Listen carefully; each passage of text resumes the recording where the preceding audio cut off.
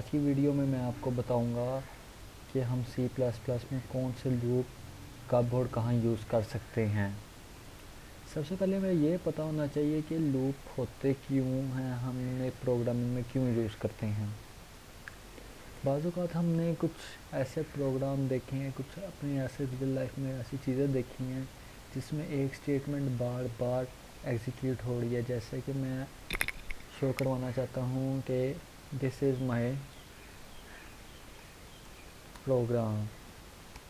अब मैं इसे एक दफ़ा तो इजीली सी आउट से प्रिंट करवा सकता हूँ, लेकिन अगर मैं इसे ही एक से ज़्यादा दफ़ा प्रिंट करूँ तो मुझे बार बार स्टेटमेंट लिखनी पड़ेंगी। और अगर यही चीज़ अगर मैंने 100 दफ़ा प्रिंट करनी है तब मुझे फिर 100 दफ़ा सी आउट लिखना पड़ेगा। अब इससे बचने के लिए हम लूप यूज़ करते हैं। लूप रिपीटेशन के लिए यूज़ होता है कि हम अपने स्टेटमेंट को एक से ज़्यादा दफ़ा रिपीट कर सकते हैं। सी प्लस प्लस में हमारे पास 3 लूप्स हैं। लूप्स इन सी प्लस प्लस जो कि मैं आपको लिख देता हूँ। सबसे पहले फॉर लूप, सेकंड है वाइल लूप और थर्ड है डू वाइल लूप। तो आज मैं सिर्फ आपको फॉर लूप सिखाऊंगा। फॉर लूप को लिखने के हमारे पास 4 तरीके हैं। मैं बारी बारी आपको बता देता हूँ। सबसे पहले मैं आपको उसका सिंटैक्स बता दूँ। सिंटैक्स इसके 4 हैं, लेकिन जो सा स्टैंडर्ड है वो एक है। फॉर, इसके बाद इनिशियलाइजेशन होती है, उसके बाद सेमीकोलन है क्योंकि ये मेरे पास एक स्टेटमेंट है। इस स्टेटमेंट के बाद मैंने नेक्स्ट स्टेटमेंट लिखी है। उसके बाद कंडीशन आती है, उसके बाद फिर सेमीकोलन क्योंकि मेरी एक स्टेटमेंट फिर कंप्लीट हो गई है। उसके बाद इंक्रीमेंट और डिक्रीमेंट, इनमें से हम एक यूज़ करते हैं। इंक्रीमेंट हो सकते हैं या डिक्रीमेंट हो सकता है। उसके बाद ब्रैकेट बंद। अब यहाँ ब्रैकेट डाल के उसके अंदर स्टेटमेंट जो सी हमने लिखनी है, ये कुछ भी हो सकती हैं। उसके बाद सेमीकोलन जैसे एक आता है।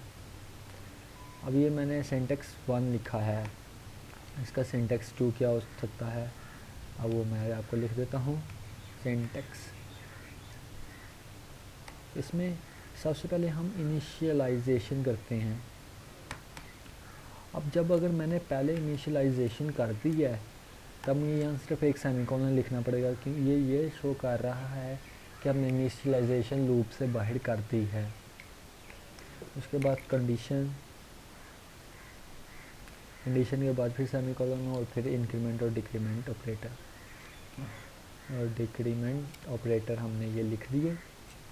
वैसे ही ब्रैकेट्स और स्टेटमेंट्स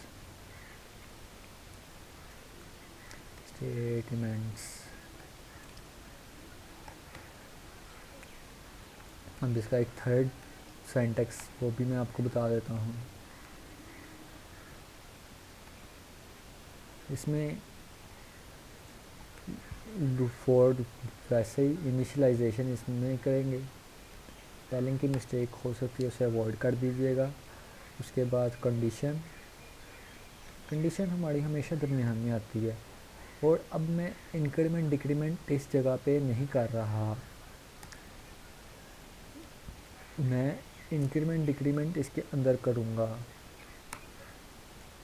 और स्टेटमेंट चाहे हम ऊपर लिख लें या नीचे लिख लें, इससे कोई फ़र्क नहीं पड़ेगा। इसे मैं नीचे भी लिख सकता हूँ स्टेटमेंट। और जो सा इसका थर्ड है, फोर्थ सिंटैक्स इसका मैं लिख देता हूँ। इसमें इनिशियलाइजेशन भी लूप से बाहर होती है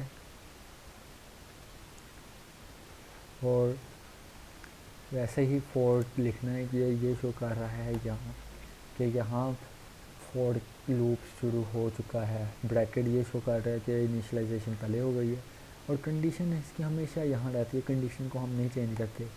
और इसमें ये सेमीकोलन ये शो कर रहा है कि यहाँ कंडीशन की स्टेटमेंट पूरी हो गई है, ये ब्रैकेट लगा दी। अब इंक्रीमेंट और डिक्रीमेंट है वो मैं लूप के अंदर करूँगा, और स्टेटमेंट चाहे ऊपर लिखो या नीचे लिखो कोई फ़र्क नहीं पड़ेगा।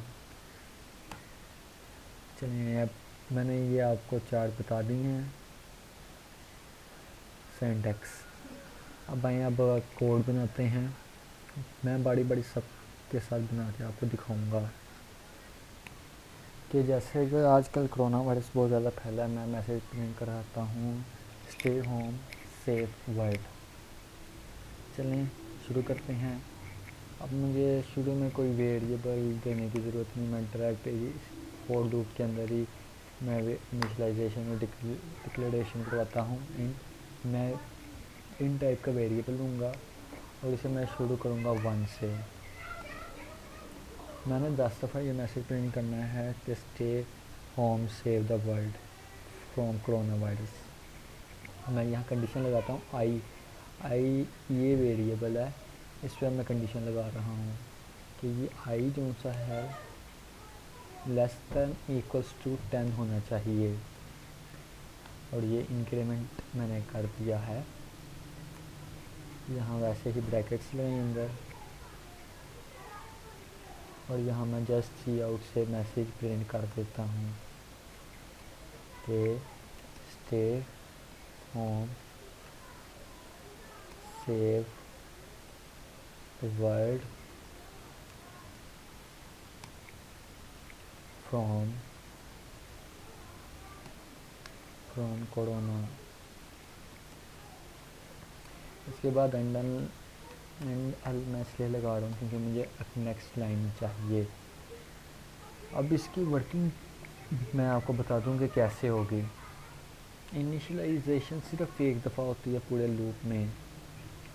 उसके बाद जब एक सबसे पहले इनिशियलाइजेशन हो गई है, उसके बाद वो कंडीशन चेक करेगा क्या है कि ये कंडीशन ठीक है या नहीं, और फिर अंदर लूप के आके मैसेज जो भी हमने स्टेटमेंट लगाई है वो प्रिंट हो जाएगी। जब एक दफ़ा चल चुका, उसके बाद फिर जाएगा इंक्रीमेंट डिक्रीमेंट ऑपरेटर के पास और देखेगा कि क्या हमने वेरिएबल पे इंक्रीमेंट करवाना है या डिक्रीमेंट करवाना है। उसके बाद फिर कंडीशन चेक करेगा कि कंडीशन अब ठीक है या नहीं। जब कंडीशन ठीक हो जाएगी तो अंदर आ जाएगा और लूप चल जाएगा। फिर ऐसे ही वो इंक्रीमेंट डिक्रीमेंट के पास आएगा और फिर कंडीशन चेक करेगा। कंडीशन अगर ठीक होगी तो अंदर आ जाएगा, नहीं तो लूप से बाहर चला जाएगा। अब इस प्रोग्राम को चलाते हैं। ये कंपाइल हो रहा है, ये कंपाइल हो गया है, और ये देखें ये हमारा मैसेज बार बार स्क्रीन पे शो हो रहा है। अब मैं चाहता हूँ कि मैं यहाँ स्टे होम से पहले 1 2 3 4 5 मतलब पता चलना चाहिए कि कितनी दफ़ा मैसेज शो हो रहा है। उसके लिए मुझे कुछ ख़ास नहीं करना, सिर्फ ये जो है वेरिएबल है उसे मैं यहाँ इसके बाद लिख देता हूँ ताकि वो नंबर प्रिंट हो कि किस वेरिएबल की किस वैल्यू पे ये मैसेज प्रिंट हो रहा है। और ये कॉमा एक लगा देते हैं। अब चेक करते हैं चलता है या नहीं। दोस्तों ये देखें, ये वेरिएबल लूप का जो सा वेरिएबल है उससे ये मैसेज प्रिंट हुआ है और साथ साथ वैल्यूज़ भी प्रिंट हो गई है। अब मैं सिंपल इंक्रीमेंट इनिशियलाइजेशन जो सी है ये मैं लूप से बाहर कर देता हूँ आपको बताने के लिए। ये मैंने ये कर दी। अब इसे चला के चेक करते हैं। मैं आपको चारों के चारों तरीके बताऊँगा। पहले एक बता दिया है कि यहाँ भी हमें सेमीकोलन लगाना लाजमी है। चेक करते हैं। ये देखें वैसे ही मैसेज शो हो गया है। अब मैं इससे इस वैल्यू को वैसे ही मैं लिख देता हूँ। इसके अंदर हो इंक्रीमेंट और डिक्रीमेंट जो से ऑपरेटर्स हैं उन्हें मैं लूप के अंदर कर देता हूँ। ये मैं बाहर उसमें करूँगा क्योंकि मुझे पहले 1 चाहिए, फिर 2, फिर 3 एंड फिर सो ऑन चलता रहेगा। अब ये देखते हैं, ये देखें ये प्रिंट हो गया है और वैसे ही प्रिंट हुआ है। अब मैं इनिशलाइजेशन भी बाहर करता हूँ और इंक्रीमेंट डिक्रीमेंट भी बाहर ही करूँगा। मैंने यहाँ पेस्ट किया इसे। अब चेक करते हैं चला के, और दोस्तों ये देख लेंगे वही वैल्यू दोबारा प्रिंट हो गई है। दोस्तों मुझे उम्मीद है कि आपको समझ आई होगी। मैंने आपको फॉर लूप के चारों तरीके बता दिए हैं कि हम उसे कैसे कैसे लिख सकते हैं। फिर भी अगर आपको कोई प्रॉब्लम हो तो आप मुझे कमेंट करके पूछ सकते हैं, मैं आपके क्वेश्चन का जवाब भेज दूँगा। और मेरा चैनल सब्सक्राइब करना ना भूलिएगा। अल्लाह हाफिज़।